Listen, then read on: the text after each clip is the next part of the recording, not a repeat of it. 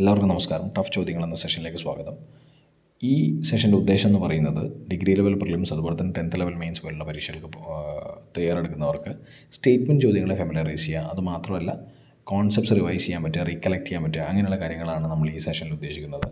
അപ്പോൾ ടഫ് ചോദ്യങ്ങളിൽ ഇന്ന് 5th 5 ഇയർ പ്ലാനും അതുപോലെ തന്നെ അതുമായി റിലേറ്റഡ് ആയിട്ടുള്ള 5th എന്നല്ല എല്ലാ 5 ഇയർ പ്ലാൻസിൻ്റെ, അതായത് ഒരു 5 ഇയർ പ്ലാൻസുമായി ബന്ധപ്പെട്ടിട്ടുള്ള ചോദ്യങ്ങളാണ്. അപ്പോൾ ആദ്യത്തെ സ്റ്റേറ്റ്മെൻറ്റ്, അപ്പോൾ ഇതിന് ഓപ്ഷൻസും ഉണ്ട്. അപ്പോൾ ആദ്യത്തെ സ്റ്റേറ്റ്മെൻറ്റ് ഗരീബി ഹട്ടാവോ എന്നത് 5ാം പഞ്ചവത്സര പദ്ധതിയുമായി ബന്ധപ്പെട്ടതാണ്. ഗരീബി ഹട്ടാവോ എന്ന സ്ലോഗൻ 5th 5 ഇയർ പ്ലാനുമായി ബന്ധപ്പെട്ടതാണ് എന്നാണ് ആദ്യത്തെ സ്റ്റേറ്റ്മെൻറ്റ്. രണ്ടാമത്തെ സ്റ്റേറ്റ്മെൻറ്റ് 5ാം പഞ്ചവത്സര പദ്ധതി നിർത്തലാക്കിക്കൊണ്ട് ആരംഭിച്ചതാണ് റോളിംഗ് പ്ലാൻ. അപ്പോൾ റോളിംഗ് പ്ലാൻ ഏത് പഞ്ചവത്സര പദ്ധതി, ഏത് 5 ഇയർ പ്ലാനിന് ശേഷമാണ് ഓർത്ത് വെക്കേണ്ടതാണ്. ഇത് വളരെ തറവായിട്ട് പഠിച്ചാൽ മാത്രമേ നമുക്ക് ഇങ്ങനെയുള്ള ക്വസ്റ്റ്യൻസ് അറ്റൻഡ് ചെയ്യാൻ പറ്റൂ. അപ്പോൾ ഇതിൽ രണ്ടാമത്തെ സ്റ്റേറ്റ്മെൻറ്റ് എന്താ പറഞ്ഞിരിക്കുന്നത്? 5ാം പഞ്ചവത്സര പദ്ധതി നിർത്തലാക്കിക്കൊണ്ട് ആരംഭിച്ചതാണ് റോളിംഗ് പ്ലാൻ എന്നാണ്. ആണോ? ഓർത്ത് നോക്കിക്കേ. 3 ജനകീയ പദ്ധതി എന്ന് വിളിക്കുന്നത് 9ാമത്തെ പഞ്ചവത്സര പദ്ധതിയാണ്. 9ാമത്തെ പഞ്ചവത്സര പദ്ധതിയാണ് ജനകീയ പദ്ധതി എന്ന് വിളിക്കുന്നത്.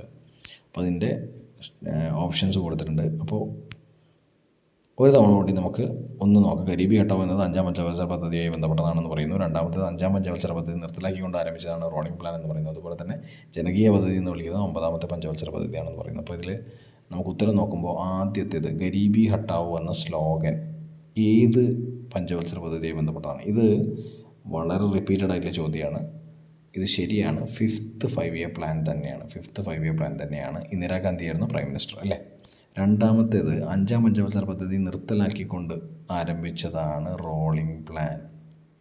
ഇതും ശരിയാണ്. 5ാമത്തെ പഞ്ചവത്സര പദ്ധതി അല്ലെങ്കിൽ 5 ഇയർ പ്ലാനിന് ശേഷമാണ് എന്ത് റോളിംഗ് പ്ലാൻ വന്നത്. 3 ജനകീയ പദ്ധതി എന്ന് വിളിക്കുന്നത് 9ാമത്തെ പഞ്ചവത്സര പദ്ധതിയാണ്.